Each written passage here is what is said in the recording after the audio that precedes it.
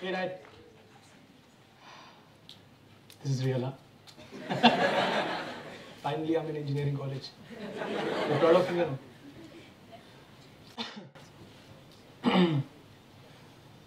So the year was 2003. I had just finished my 12th. And as we all would agree in this room, how difficult it is to choose what to do. Being a small town boy, I always aspired to study in Pune. And I told my dad, I said, Dad, I want to study in Pune. And very simply, he explained me how that is not possible. I took admission in microbiology in local college. Somewhere my mom and dad knew that I was not happy. 20 days into college, they asked me, do you want to go to Pune? I said, of course I want to go to Pune. I want to study there. Would you do hairstyling in Pune? I said, of course, I mean microbiology, hairstyling.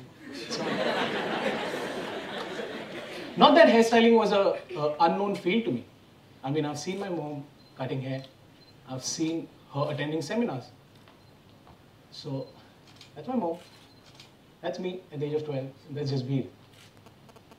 Who would know, at the age of 17, I would join his academy to learn hairstyling. Here I was in Pune. Fun town. The exciting bus rides, train journeys. My class used to happen in an air-conditioned room. I had never been in an air-conditioned room. I used to go up and down in a lift. It was all fun. It was really exciting. I plunged into my course. I loved every day. My senior, who was from Bombay, who studied with me in the course, he called me and said, I think it had been 4 months in my course. He called me and said he had joined this new cool salon. He has a cool boss, and he started working on a shoot, film shoot. And he's styling for Mr. Sanjay Dutt. I mean, it is exciting, right? To know a friend is working on a film. Like, I always wanted to know how the film is made, or what goes behind in making a film. Especially my dilemma was, how would a Hindi film hero change his costume in a song? Like, it was a big question. At least I get to see a film shoot. So I asked him, can I come and see the film shoot? He said, of course you can, we're shooting a song. I mean, it was there, right there. I had to go. So I decided to leave. Next day I was on a bus to Mumbai. I was in Mehboob studio. The set was hot and boiling. It was colorful. And that day I realized there's a huge manpower that goes behind the camera to make a film. It was chaos, but it was fun. My day was fun. In the evening, it was time to come back to Pune. My friend said, my boss wants to have a word with you. Why don't you meet him? I said, of course. We had a brief chat. And he asked me to meet him next day. I thought, what is he asking me? Why is he asking me to meet next day? He said, let's figure it out. One more day in Bombay. I had not told my parents that I'm going to Bombay, by the way. So, next day I go to meet him at a salon. He makes me sit in a car. I thought we're going to another salon. So I sat in a car and we kept driving and we drove for 45 minutes. That was the longest drive I had in a car. Guys, I come from Bhusawal. If I drive for 45 minutes, I reach Jalgaon and come back. I was wondering, where is this guy taking me? We kept driving and we climbed some hill. And there was this huge set. I know it was a set because I went to one previous day.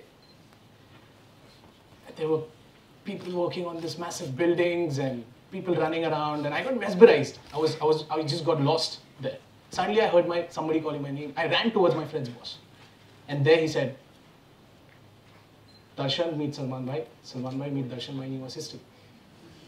Assistant? I thought it's an interview. That was the beginning of my journey as a hairstylist, a Bollywood hairstylist. My first job in Bombay, 5,000 rupees. I shifted into a small room in a chawl, 4 beds and cupboard underneath your bed. There was no struggle. Everything that life threw at me was something new and exciting. The real struggle for me was to speak in English. To have to have conversation, to hold a conversation with a person. It had just been 6 months, guys, when a guy coming from no exposure, landing right in the middle of it.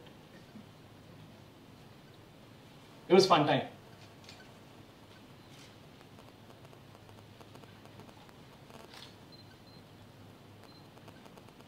Because of shoots, I get to travel around the city, I get to see new studios, I get to see new cities in India, internationally. I get to meet new technicians, learn new things from them. And when I'm not shooting, I used to work in a salon. And in salon, I used to meet people from different walk of life. I understood different professions. I kept working and I kept working, kept learning. 6 years went by. I moved into a flat. I bought myself first car. My first interview.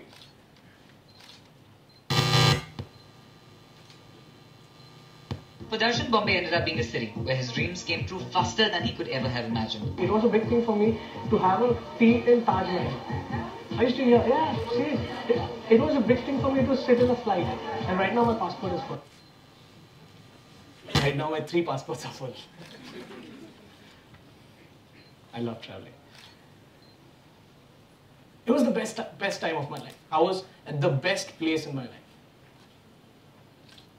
It had been 6 years in the job. Somewhere I felt stagnant because I had this urge of doing something more. I was just 22.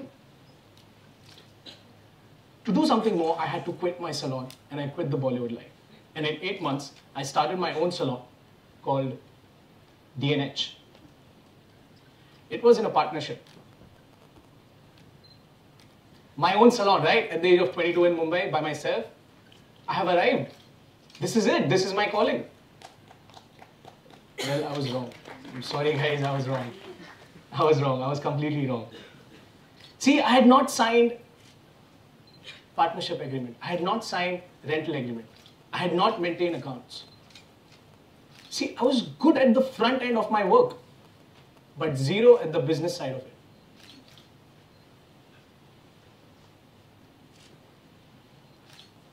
In a year, I had to shut my dream project. I failed. I lost everything. I lost myself. There was no hope. I shifted from an apartment to a chawl. I sold my car. There was a time when I almost lived on 100 rupees a week. I couldn't go back home. I thrived on the fact that I lived by myself since the age of 16. I couldn't take money at home. I've never taken money from home. So how can I now? I felt everybody around me is judging me. I shut myself from the world. 3 years went by. All I did was few freelancing appointments just to pay my bills and watched movies at home. Somewhere movies inspired me, especially Chaplin and his biography. One of my favorite quotes from Chaplin: "Nothing is permanent in this wicked world, not even your troubles."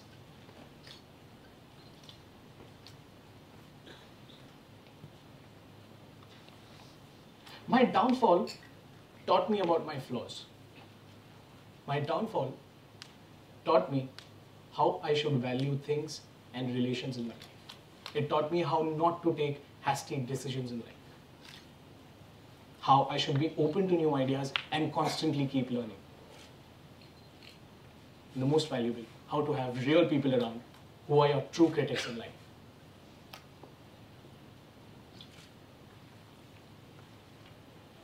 See, I was learning. In my downfall also, I was learning. But here, I was focusing on my flaws. I was learning something really important in my life that nobody could teach me.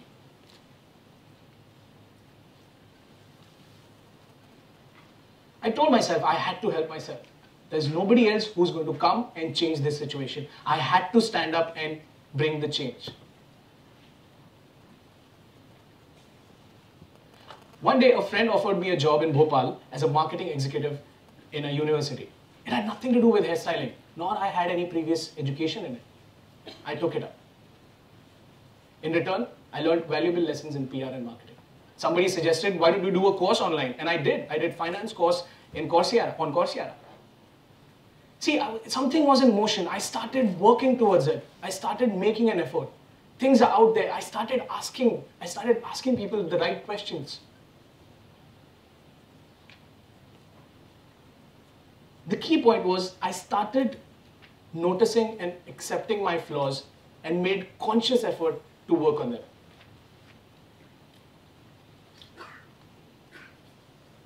There was something positive building inside me. I started dreaming again. The year was 2013, and I got a call from Mr. Sanjay Leela Bansali's office saying, are you free to do a look test for my next film, Ram Leela, of course for Ranveer Singh. I prepped for the look test. I got the film, and the film after that, and the film after that. And I'm still working with Ranveer. See,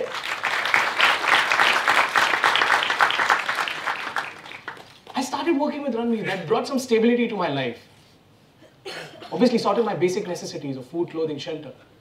But somewhere my failure didn't leave me. My dream didn't leave me. So the day I'm not shooting, I started working on my project again. But this time I knew what I had to look for. They say, to create something new, you have to go through history of it. And I did. I went through the complete history of hairstyling. Well, hairstyling stuck in the middle of 20th century. Nothing beyond that. But beyond that, for thousands of years, was barbering. That was fascinating. Did you know that there were barber surgeons at a point, like Dr. Barbers? Imagine me doing your surgery and cutting hair. Oh, having dental problems and solving your dental problems. There were fascinating facts about barbers in India. Barbers had a seat at a king's council because barber was deeply connected to the society. Barbering was a purest form of cutting hair. I love cutting hair. I love creating new looks for actors. I love creating new looks in my salon. People come to me to get a different look. Well, there was a match. This was the time when the idea of D-shaped barbershop was incepted. My dream. But I'm not going to let it happen that easily. I'm going to put in my heart and soul. It's a new age barbershop. Why a new age barbershop? The new age, it's full of technology. What's the point if I can't put use of the technology for the betterment of my old craft? How to get the best of both? We tried. We failed. We tried. But we had some installations in our barbershop, and this is one of them.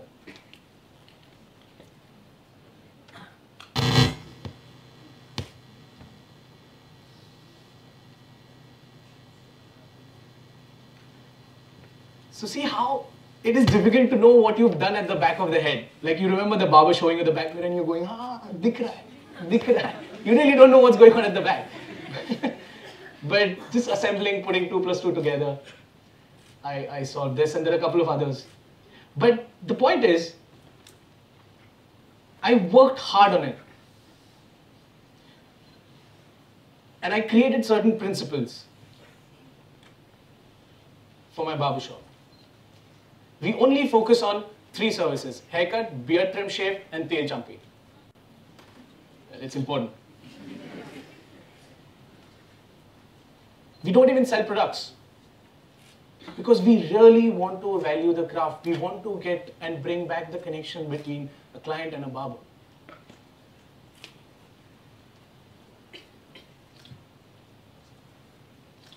So this is my dream, guys. I achieved my dream. But I achieved it through my failure.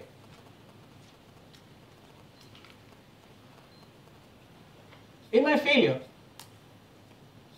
my ex-boss came up to me and said, what will you open? A salon called Darshan Yewalekar? When I was not doing anything for 3 years, my dad came up to me and said, Marathi man is made for a job, Darshan. He was concerned. He was not against me. He was concerned that I was not doing anything. The point is, you have a dream, you work hard towards it. You breathe your dream, you eat your dream. You make sure you do everything possible to achieve your dream, right? But the day you fail, don't give up on your dream. And don't let anybody tell you what not to do. Keep holding on to it, guys. Keep getting inspiration from others. Keep finding inspiration. Keep inspiring others. Thank you.